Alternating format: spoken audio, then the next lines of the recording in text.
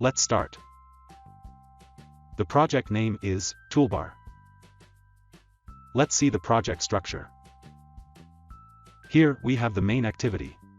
In the UI, we have an activity_main.xml file, which is the layout of the main activity. And in the menu folder, we have a toolbar_menu.xml file, which defines the menu items of the toolbar. Let's see the UI.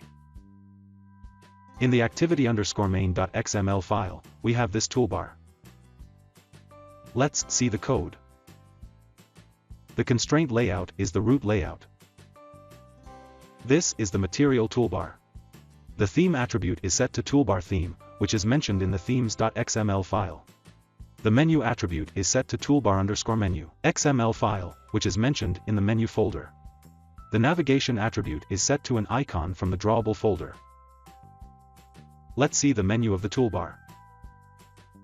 From the toolbar_menu.xml file, this is the menu that we will be applying to the toolbar.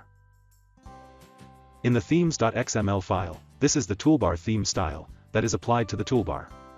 This theme handles the toolbar text color, back icon text color, menu text and icon color, etc. The exact same theme is mentioned in both light and dark themes. Let's see the Java code now. These are the imports.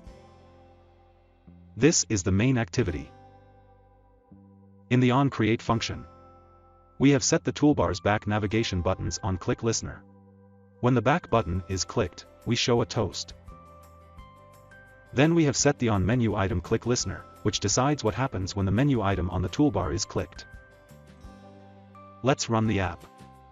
As you can see, the toolbar is applied implemented in our app, with a back navigation icon, and some menu items. And when I click them, toast appears as of now. So that's it.